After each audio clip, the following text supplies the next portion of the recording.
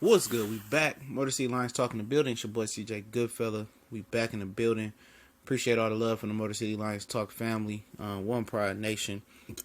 We're talking about the Detroit Lions that should stay and that should not be back next year. Just my opinion. I would love to hear your opinion on some of these things. And guys, you think that shouldn't be back? Give me your own opinion. Critique my list. Do what you do. Just don't be disrespectful. I won't be disrespectful to you. Respect, recognize, respect. But we start off with who stays. I think Ziggy Ansah should stay for the right price. I understand there was some speculation about how old he really was because of his birth certificate and things that went over in Ghana. Seemed like he got healthy at the end of the year. I'm not saying give him top 5 defensive end money, or maybe not even top 10 defensive, maybe top 10 defensive money. He hasn't been what he was 2 years ago, I think it was. But he shows to be. One thing he showed me when Ndamukong Suh left, that he could step up and get better. If he can get healthy over the off season, because he didn't come into this season healthy. Seemed like they rushed him. Maybe they should have shut him down for the first 8 weeks. I would bring him back for the right price. He's too talented, man. He's too good against the run, too good of a pass rusher. He just need a running mate and another defensive tackle to complete, the home run for him, to have another dominant 15 or possibly 20 sack season, in my opinion.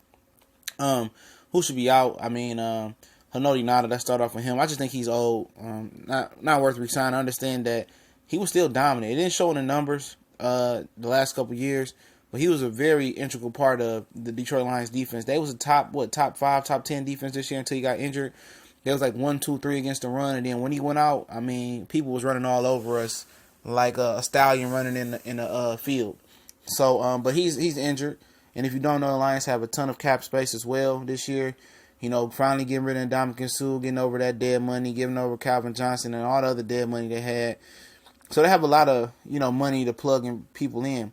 And one thing that was Martin Mayhew was good at was getting free agents. He got Glover Quinn, Golden Tate, and a host of other guys to come in here and plug them in. He wasn't good at drafting, but he was good at identifying free agents that will stick and fit in the Detroit Lions uniform and scheme.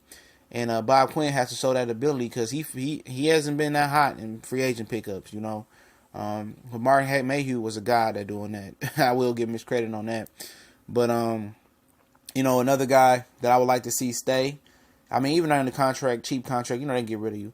How NFL contract set up. Quadre Diggs. The growth. We went a few years for him to show up. We was one of those guys who was wondering, why was he still on the roster, Why is he still on the roster? But Quadre Diggs definitely showed out this year. He showed he's a big hitter. He was good at covering. I know he had some lapses towards the end of the season, but these guys be beat up. I was definitely loving Quadre Diggs playing the nickel this year. I was just in awe how much better he got, how much comfortable he looked in the nickel position. He was dominant at times at covering top, slot receivers, and the slot is a little bit different playing from outside. Inside guys can't play the slot, and some slot guys can't play outside because, the receiver can go either which way. On the outside, you have the boundary to protect, you against the receiver sometimes, And inside, he can go each which way. A lot of slot receivers are quicker. It's different. It's just a different ball game. But Quadre Diggs seemed to have, pretty much mastered it this year. It was a dominant nickel corner, and I definitely love to see him come back. Some guys are just obvious that we're not even going to discuss, like Darius Slay and some other guys. Glover Quinn, those are obvious days. You get to Amir Abdullah. He got to go. He said something on his way out, which we might talk about, but basically we talk about here. He basically said that to Dave Burkett, he did it on Twitter. You can follow him on Twitter. Said Amir Abdullah didn't feel like he got the opportunity to showcase his full skills with Detroit Lions. I'm paraphrasing. That's crazy. They waited for him this year, didn't get a running back, gave him all the opportunity. And then when Theo Reddick took over and Tion Green took over, he couldn't get back in the rotation because they realized he sucked in his scheme. He might go somewhere else and tear it up in another role, but it wasn't a fit for him. I would not like to have him back next year. Guys who I like to have back. He's a trio of guys. I love to see Marvin Jones back. Obviously, he's a mainstay. Golden Tate has 1 year on his contract. He's trade bait. I'd like to have him back next year. To me, I think they need somebody else to be that number 2 guy. But if he can grow into the number 3 role this year, and let Kenny Galladay get some more 1 and 2 snaps with Marvin Jones, I think that's good. It just seems like if they keep Jim Bob Cooter doesn't know how to feet on the ball like Edelman, Welker, and then Cole Beasley, not this past season, but the season after last. It seems like he had too many games where he disappeared, too many fluke drops, too many fumbles, and a lot of people are upset, but they go to the stats, oh, he had this many stats, but at the end of the day, Golden Tate is not a number 2 receiver. He's a legit slot receiver, you know. I think he might have lost a step or two, and that kind of play, you know, he can't play on the outside like that.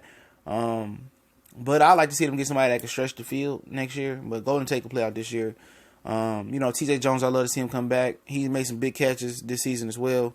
You know, the whole receiving core, I pretty much like them. You know, from TJ Jones to Golden Tate to Marvin Jones to Kenny Galladay, you got a solid thing. Who would not like to see back? Eric Ebron. Even though they is bringing him back, I mean, you just cut bait. I understand where, you know, they might bring another tight end, or Mike Robertson might come in and get better next year and take over the spot. But we've seen enough of Eric Ebron. You know, just because he had a couple good games down the stretch, it don't mean nothing to me. I mean, he dropped the ball enough. And for some reason, they continue to believe in Eric Ebron, you know, through regime, another regime. Just I think it's time to cut bait. The fans are sour with him. They're tired of him. And it seems like when he drops the ball or does something stupid, it drops the whole team morale, in my opinion. I'm just not a fan. Maybe he's a guy like Amir Abdullah that just needs another place, and they might go out and do good, but if they do, you just charge it to the game.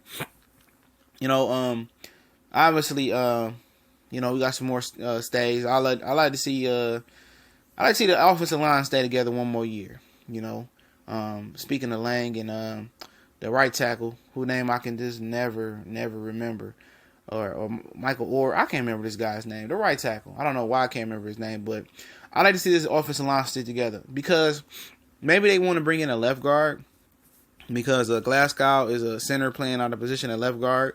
But I like to see, you know, healthy Taylor Decker, you know, Lang, the right tackle, whose name I can never remember, Swanson. I like to see these guys stay together one more year. Maybe plug a left guard in there, because offensive line, it takes camaraderie. You know, it does. It takes camaraderie. They gotta, you know, mesh together. This year they didn't mesh together. I think with a new coaching staff, a new run scheme, I think they can open up better holes and become a better pass blocking team. I'd love to see those guys stay together at least one more year and build that camaraderie.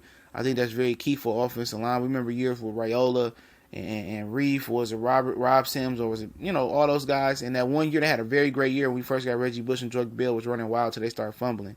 So it takes time to build that camaraderie and get that brotherhood there. I like to see them together one more year. I know that's a shocker for some people, but you got to understand they got to gel together, and they looked a little bit out of place, especially with Decker coming in late. You know, other guys I like to see out. Obviously, every running back we got. I'm sorry. You know, I just think it's time to fresh start, except for Tion Green. I will keep him. You know, Theo Reddick is more of a slot receiver. He can't run the ball. I mean, he's more of a third down back, but he's in the same mode of Abdullah. They're quick but not fast. They can't break off the big runs. I think it just needs a fresh new start in the backfield other than Tion Green. But, you know, other guys that I like to see stay. I mean, Killebrew got to be on the chopping block, man. If he hasn't took over that Tavon Wilson spot by next year, I keep him. But, you know, it's crazy. It's time for him to take over that strong safety spot from Tavon Wilson. He made a lot of boneheaded plays. He made some good plays this year. But in third year, it's time to grow and take over that spot, in my opinion. And that's pretty much it, man. Everybody else, I think, should stay or, you know, go with whoever I name. Let me know what y'all think. We gone.